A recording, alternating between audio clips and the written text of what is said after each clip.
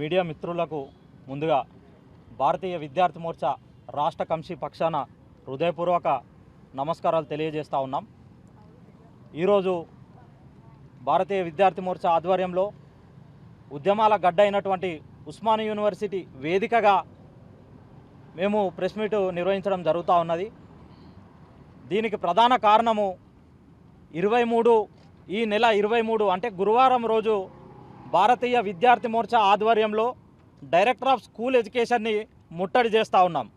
దీనికి మా ప్రధాన డిమాండ్లు ఏవైతే గురుకుల పాఠశాలలు రెంటెడ్ బిల్డింగ్లలో ఉన్నాయో గురుకుల పాఠశాలలకు ఓన్ బిల్డింగ్స్ నిర్వహించాలని, మరియు ఫీజు రియంబర్స్మెంట్ ఏవైతే బకాయిలు బాకీ ఉన్నాయో ఫీజు రియంబర్స్మెంట్ కూడా చెయ్యాలని, అదేవిధంగా రైట్ టు ఎడ్యుకేషన్ యాక్ట్ 2009 ఏదైతున్నదో దాన్ని ఇంప్లిమెంట్ చేసి రైట్ టు ఎడ్యుకేషన్ యాక్ట్ ప్రకారము ఈ తెలంగాణ ప్రభుత్వము ఇలా ఒకసారి ఆలోచించాల్సిన అవసరం ఉన్నది। ఇలా విద్యాశాఖ మంత్రిగా ఉన్నటువంటి రేవంత్ రెడ్డి గారు ఏం మాట్లాడుతూ ఉన్నారు, ఇలా మనం ఈ సమాజం చూస్తలేదు అనుకుంటున్నారు, ఈ సమాజం అంతా సోయిదప్పి ఉన్నదని అనుకుంటుర్రా అని చెప్పేసి మేము ఈ సందర్భంగా మీకు అడుగుతూ ఉన్నాం। ఇలా విద్యాశాఖ మంత్రిగా ఉన్న మీరు ఒక రాజ్యాంగబద్ధమైనటువంటి సీటులో కూర్చుండి ఇలా ఈ రాష్ట్రానికి ముఖ్యమంత్రిగా ఉన్నటువంటి మీరు ఇలా 27 స్కూళ్ళని తీసేసి 4,000 స్కూళ్ళనే పెడతాము, ఇంకా 23,000 స్కూళ్ళని ఏం చేయదలుచుకున్నాయ్యా మీరు? ఈ 23,000 స్కూళ్ళను కార్పొరేట్ స్కూల్గా మార్చాలనుకుంటున్నారా? లేకపోతే ఊర్లలో కదా మనం చూస్తాం కదా బెల్ట్ షాపులు, ఇలా మీరు బెల్ట్ షాపులు చేయాలని అనుకుంటున్నారా? ఈ సందర్భంగా మేము ఇలా రాష్ట్ర ప్రజలందరికీ విద్యార్థి లోకానికి ఇలా మేము విజ్ఞప్తి చేస్తూ ఉన్నాం। ఇలా చదువుకొని మూర్ఖులు రాజకీయ నాయకులు అయితే ఇట్లాంటి పరిణామాలు జరుగుతున్నాయి అనేదానికి ఈ వాక్యము ఏదైతే 27 స్కూళ్ళు ఉన్నాయో దాన్ని 4,000కు తీసుకొస్తాము అనే అంశం ఉన్న చూసిరా, ఇది ఒక బెస్ట్ ఎగ్జాంపుల్గా మనం తీసుకోవచ్చు। ఇలా వాళ్ళకు విద్య పట్ల అవగాహన లేదు, ఎందుకంటే వాళ్ళు చదువుకోలేరు। ఇలా కేవలం ఇలా ప్రైవేట్ కార్పొరేట్ స్కూళ్ళను ఎంకరేజ్ చేస్తూ ఇలా ఒక విద్యాశాఖ మంత్రిగా ఉన్న మీరు, ఇలా ఒక రాష్ట్రానికి ముఖ్యమంత్రిగా ఉన్న మీరు ఇలా పోయి కార్పొరేట్ స్కూళ్ళను ఓపెన్ చేయడం అంటే ఇది దేనికి సంకేతం అని చెప్పేసి ఈ సందర్భంగా మేము అడుగుతా ఉన్నాం। ఇలా మీరు కార్పొరేట్ స్కూళ్ళను ఎంకరేజ్ చేస్తూ ఇలా గవర్నమెంట్ స్కూళ్ళను కనీసం పట్టించుకోలేని పరిస్థితి ఇలా తెలంగాణ రాష్ట్రంలో ఉన్నదని చెప్పేసి ఇలా మేము డైరెక్టర్ ఆఫ్ స్కూల్ ఎడ్యుకేషన్ ముట్టడి చేస్తూ ఉన్నాం। అదేవిధంగా ఇలా మనం గవర్నమెంట్ స్కూళ్ళలో చూసినట్టయితే ఇలా కనీసం మౌలిక సదుపాయాలు లేని పరిస్థితి ఇలా మనం చూస్తూ ఉన్నాం। ఇలా కనీసం అమ్మాయిలు టాయిలెట్స్ కూడా లేని ఎన్నో గవర్నమెంట్ స్కూళ్ళు ఇలా తెలంగాణ రాష్ట్రంలో ఉన్నాయి। ఇలా మీరు ఏం చెప్తున్నారు, గవర్నమెంట్ స్కూళ్ళని ఎంకరేజ్ చేయకుండా మీరు ఏమంటున్నారు, గురుకులాలను తీసుకొచ్చినామని చెప్పేసి మాట్లాడుతున్నారు। ఇలా గురుకులాలలో చూసినట్టయితే అదే గురుకుల పాఠశాలల్లో కనీసం డార్మెంటరీ సపరేట్ లేని గురుకులాలు ఎన్నో ఉన్నాయి। ఇలా క్లాస్ రూమ్ అందులోనే, డార్మెంటరీ అందులోనే, అంటే పిల్లగాడు ఓన్లీ స్నానం చేయడానికి తప్ప మిగతా అన్నీ అందులోనే, అది ఒక చదువుకునే వాతావరణమేనా అని చెప్పేసి ఈ సందర్భంగా మేము ఈ రాష్ట్ర ప్రభుత్వాన్ని హెచ్చరిస్తూ ఉన్నాం। ఇలా మంత్రులు కావచ్చు, ఇలా ఎమ్మెల్యేలు కావచ్చు, ఇలా మంత్రులు వాళ్ళ నియోజకవర్గాలకు పోతే హెలికాప్టర్ల మీద పోతురు। ఇలా మీకు హెలికాప్టర్ల మీద పోనీకి మాత్రం మీ దగ్గర డబ్బులు ఉంటాయి, కానీ గవర్నమెంట్ స్కూళ్ళని డెవలప్ చేయడానికి, గురుకుల పాఠశాలలకు ఓన్ బిల్డింగ్లు కట్టడానికి మీ దగ్గర డబ్బులు లేవా అని చెప్పేసి ఈ సందర్భంగా మేము అడుగుతా ఉన్నాం। అదేవిధంగా మా డిమాండు ఇలా ఏదైతే బస్ ఇష్యూస్ ఏదైతున్నదో ఇలా మహిళలకి ఏ విధంగానైతే ఫ్రీ బస్ ఇచ్చారో అదేవిధంగా ఈ రాష్ట్రంలో ఉన్నటువంటి అన్ని విద్యార్థులకు ప్రతి ఒక్క విద్యార్థికి ఫ్రీ బస్ ఇవ్వాలని చెప్పేసి మేము ప్రధానంగా డిమాండ్ చేస్తూ ఉన్నాం। మరియు మనం చూసినట్టయితే ఇలా ప్రైవేట్ స్కూళ్ళల్లో కావచ్చు, వివిధ విద్యా సంస్థలలో ర్యాగింగ్ పేరు మీద ఎన్నో అరాచకాలు జరుగుతూ ఉన్నాయి, ఎంతోమంది విద్యార్థులు ర్యాగింగ్కు గురవుతూ ఉన్నారు। ఇలా ర్యాగింగ్ నిరోధక చట్టాన్ని ఇలా రాష్ట్ర ప్రభుత్వం ఇంప్లిమెంట్ చేయాలని చెప్పేసి ఈ సందర్భంగా మేము డిమాండ్ చేస్తూ ఉన్నాం। రైట్ టు ఎడ్యుకేషన్ యాక్ట్ కావచ్చు, ఇలా ఫీజు నియంత్రణ చట్టం అనేది తీసుకురావాల్సిన అవసరం ఉన్నది।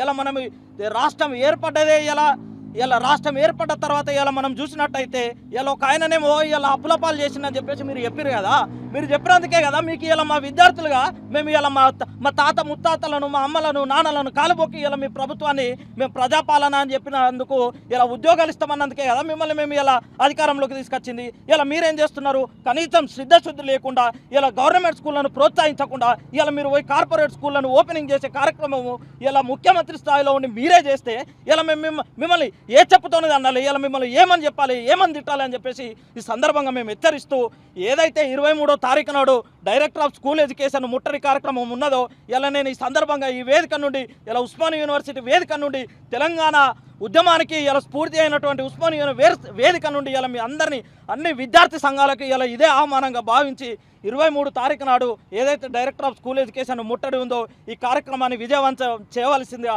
అందరినీ కోరుతా ఉన్నాం. ఇలా మీరు మేనిఫెస్టోలో ఏం పెట్టిరు, మండలానికి ఒక ఇంటర్నేషనల్ స్కూల్ అని పెట్టిరు. అరే ఇంటర్నేషనల్ స్కూల్ కాదురా భయ్, ఉన్న స్కూల్ను ఫస్ట్ డెవలప్ చేయు. ఇలా నువ్వేం మాట్లాడినావా, ఒక ప్రెస్ మీట్లో ఏం చెప్పినావు నువ్వు, ఇలా విద్యాశాఖ మంత్రిని వేరేటోళ్ళకి ఇవ్వడం ద్వారా దాన్ని మిస్యూజ్ చేస్తారేమో అని చెప్పేసి నా దగ్గర పెట్టుకున్నా అని చెప్పినావు నువ్వు. అవునా, ఇలా నువ్వు విద్యాశాఖ మంత్రి ఉండడం ద్వారా ఇలా సామాన్యమైనటువంటి ప్రజలు విద్యార్థి నాయకులను ఇలా విద్యాశాఖ మంత్రిని కలిసే అవకాశం ఉన్నదా? ఇలా ముఖ్యమంత్రిని కలవాలంటే ఎన్నో ప్రోటోకాల్లు ఉంటాయి. ఇలా టీచర్లు కావచ్చు, పేరెంట్స్ కావచ్చు, ఇలా పోయి విద్యాశాఖ మంత్రిని కలిసే పరిస్థితి ఇలా తెలంగాణలో లేదు. ఇలాంటి ప్రభుత్వాన్ని పొందబెట్టాల్సిన అవసరం ఉన్నది. ఇలా దయచేసి మేధావి వర్గం ఆలోచించాల్సిన అవసరం ఉన్నది. చదువుకున్న విద్యార్థులకు అవకాశం ఇవ్వాలి. ఇలా తాగుబోతులకు కావచ్చు, చదువుకొని రాజకీయ నాయకులు ఇలా మినిస్టర్లు ఇలా మంత్రులు కావడం ద్వారా జరిగే పరిణామాలు మనం దృష్టిలో పెట్టుకొని ఈ కార్యక్రమాన్ని పెద్ద ఎత్తున విజయవంతం చేస్తారని చెప్పేసి నేను ఆశిస్తా ఉన్నా. ఈరోజు ఇక్కడ ప్రెస్ మీట్ ఎందుకు పెట్టాల్సి వచ్చిందంటే, ప్రతి ఒక్క విలేజ్ నుంచి చదువుకోవడానికి విద్యార్థులు వస్తున్నారు. వాళ్ళకి కరెక్ట్గా సదుపాయాలు లేవు. ఎందుకంటే ఫ్రీ బస్ అంటే మన ఈ తెలంగాణలో మన మహిళలకు ఎలా అయితే ఫ్రీ బస్ పాస్ ఉంది అంటే ఫ్రీ బస్సెస్ ఉన్నాయో, అబ్బాయిలకు కూడా చదువుకునే విద్యార్థి ప్రతి ఒక్క అబ్బాయి కూడా ఫ్రీ బస్సెస్ ఉండాలని నేను బీవీఎం తరపు నుంచి ప్రతిపక్షాన నుంచి నేను ఇక్కడ మాట్లాడడం జరుగుతుంది. ఇంకొకటి ఏంటంటే, ప్రతి ఒక్క విద్యార్థి చాలా ప్రాబ్లమ్స్ ఫేస్ చేయాల్సి వస్తుంది. ఆ విద్యార్థులు ఈ ప్రాబ్లమ్స్ ఎవరికి చెప్పాలో అర్థం కావట్లేరు. ఎందుకంటే ఇప్పుడు ముఖ్యమంత్రి ఉన్నారు, ఆ ముఖ్యమంత్రి ఏం చేస్తున్నారు, ముఖ్యమంత్రి ఇప్పుడు 3 సంవత్సరాలు అయింది మనకి ప్రభుత్వం వచ్చేసి. ప్రభుత్వం వచ్చినప్పటి నుంచి ఇప్పటికీ ముఖ్యమంత్రి విద్యాశాఖ మంత్రిని పెట్టుకోలేదు. అట్లా పెట్టుకోకపోవడం అని చెప్పేసి ఇప్పటికి మనం మాట్లాడుకున్న చాలా సిగ్గుసేటుగా అనిపిస్తుంది. కాబట్టి కంపల్సరీ విద్యాశాఖ మంత్రిని కూడా పెట్టుకోవాలని మేము ఈ గవర్నమెంట్కి విజ్ఞప్తి చెప్తున్నాము. ఉస్మానియా యూనివర్సిటీ వేదికగా భారతీయ విద్యార్థి మోర్చా ఆధ్వర్యంలో ఈరోజు ప్రెస్ మీట్ నిర్వహించడం జరుగుతుంది. మా యొక్క ముఖ్య ఉద్దేశం, రేపు 23 తారీఖు రోజు మన ధర్నా కార్యక్రమం ఉన్నది. ఈ కార్యక్రమాన్ని విద్యార్థులు అన్ని విద్యార్థి సంఘాలు విజయవంతం చేయాలని కోరుతున్నాం. అదేవిధంగా గత 3 సంవత్సరాల నుంచి కాంగ్రెస్ ప్రభుత్వం వచ్చింది, అయినప్పటికీ ఇంతవరకు ఒక విద్యాశాఖ మంత్రి లేడు. సంక్షేమ హాస్టళ్లకు ప్రైవేటు బిల్డింగ్ల వల్ల ఆ దళారీ వ్యవస్థలో ఉన్న వాళ్ళు బాగుపడుతున్నారు, మీడియేటర్లు బాగుపడుతున్నారు, కానీ విద్యార్థులకు సరైన భోజనం అంత లేదు, సరైన వాతావరణం అంత లేదు. అదేవిధంగా గురుకులాలలో ఉన్న విద్యార్థులకు రెంటల్ బిల్డింగ్ల వల్ల అక్కడనే డార్మెంటరీ, అక్కడనే క్లాస్ రూమ్ జరుగుతున్నాయి. ఈ వ్యవస్థను గవర్నమెంట్ బిల్డింగులు కేటాయించాలి. అదేవిధంగా ప్రైవేట్ వ్యవస్థలో ఫీజులు విచ్చలవిడిగా తీసుకుంటున్నారు, దానికి ఒక విద్యా చట్టం ఏర్పాటు చేయాలి. అదేవిధంగా ప్రైవేటు కాలేజీలలో కావచ్చు, వివిధ సంస్థలలో కావచ్చు, ర్యాగింగులు, ఈ యొక్క డ్రగ్స్ విషయంలో ఒక చట్టాన్ని ఏర్పాటు చేసి విద్యార్థులకు పర్యవేక్షణ పరంగా ఏ విధంగా అయితే ఆ విధంగా మనకు విద్యార్థులకు న్యాయం చేయాలని కోరుతున్నాం. మా రాష్ట్ర నాయకుడు మన అన్న రవితేజన్న గారు చెప్పినట్టు రేపు ఖచ్చితంగా అన్ని విద్యార్థి సంఘాలను ఏకం చేసి రేపు ఆ ధర్నా కార్యక్రమానికి విజయవంతం చేయాలని కోరుకుంటున్నాం. ప్రభుత్వం ఎలా నడుస్తుంది అని అంటే, విద్యార్థి యొక్క భవిష్యత్తుని అందరూ ఆడుకుంటున్నారు. అయితే ఈ స్కూల్స్ తొలగించడం కానీ ఈ రేవంత్ రెడ్డి ఇలా చేయడం ఏమాత్రం కరెక్ట్ కాదు. ఎందుకంటే ఎంతోమంది విద్యార్థుల భవిష్యత్తులు మొత్తం నాశనం అవుతూ ఉన్నాయి. ఖచ్చితంగా ఒక మంచి ఎడ్యుకేషన్ మినిస్టర్ని మాకు కల్పించాలని కోరుకుంటున్నాము. ఎందుకంటే మేము ఏ సమస్యలైనా చెప్పుకోగలిగేది మా ఎడ్యుకేషన్ మినిస్టర్తో మాత్రమే. మేము రేవంత్ రెడ్డిని వెళ్ళి కలవాలంటే కలవలేము. ఎంతోమంది ఇప్పుడు తల్లిదండ్రులు కూడా ఆ ఫీజులు పే చేయలేకపోతున్నారు. ఆ పరిస్థితిలో చాలామంది ఉన్నారు. డబ్బు ఉన్న వాళ్ళంటే కట్టగలుగుతారు, సో అది నో ప్రాబ్లం. డబ్బు లేని పేదవాళ్ళ పరిస్థితి ఏంటి మరి? వాళ్ళు కట్టాలి కదా. అయితే వాళ్ళు కట్టలేకపోతున్నారు. ఎన్నో సమస్యల పరంగా వాళ్ళు రోజంతా కష్టపడినా కానీ ఆ డబ్బులు సరిపోలేకపోతున్నాయి వాళ్ళ పిల్లల స్కూళ్ళకు ఫీజు కడదామంటే.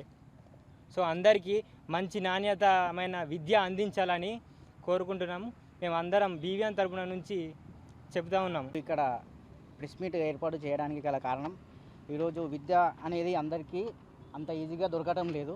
ఎవరైనా సరే ప్రైవేట్ స్కూల్స్ ఎక్కువైపోయినాయి, గవర్నమెంట్ స్కూల్స్ తక్కువైపోయినాయి. అందులోనూ మన రవి అన్న చెప్పినట్టు సగం స్కూళ్ళు తీసేస్తే మరి ఒక పేద మనిషికి ఎలా విద్య దొరుకుతుంది? రేపు మన విద్య అనేది మొత్తము చాలా కాస్ట్లీ అయిపోయింది. ఓన్లీ డబ్బున్న వాళ్ళే ఎఫర్ట్ చేయగలే ఒక ప్రొడక్ట్లా తయారవుతుంది. ఇప్పుడు ఒక ఎల్కేజీ పిల్లగాడు స్కూల్కి వెళ్ళాలంటే 30-40 వేల ఫీజు ఉన్నది. ఎందుకు అంతగానం ఫీజు? ఇంతకుముందుకు మన నాన్న వాళ్ళు కానీ మన ప్రీవియస్ జనరేషన్ వాళ్ళు కానీ ఎవరైనా కానీ ఒక డిగ్రీ కంప్లీట్ చేయాలని పీజీ కంప్లీట్ కానీ ఒక 10,000లో 5,000లో విద్య అనేది వాళ్ళకి వచ్చింది. కానీ ఇప్పుడు ఒక ఎల్కేజీ యూకేజీ పిల్లవాడు చదువుకోవాలంటే 20-30 వేలు ఏడికెళ్ళి తీసుకొస్తారు. ఒక పేదవాడు పొద్దంతా కష్టపడి చేసుకొని ఇంట్లో ఏం పెడతాడు, పిల్లని ఏం చదివిపిస్తాడు? దీనికి ప్రభుత్వం ఖచ్చితంగా ఒక నిర్ణయం తీసుకొని దానికి తగ్గట్టుగా టీచర్లను అపాయింట్ చేసి మా బిల్డింగ్లను రీకన్స్ట్రక్షన్ చేసి ఒక మంచి విద్య అనేది అందించేటట్టు చూడాలి. దానికి మేము ఖచ్చితంగా ఈ 23వ తారీఖు ఈ ప్రోగ్రాన్ని ఖచ్చితంగా నిర్వహిస్తాము. దాన్ని మిగతా విద్యా శాఖలన్నీ మనకు కోఆపరేట్ చేయాలని ఆశిస్తున్నాం.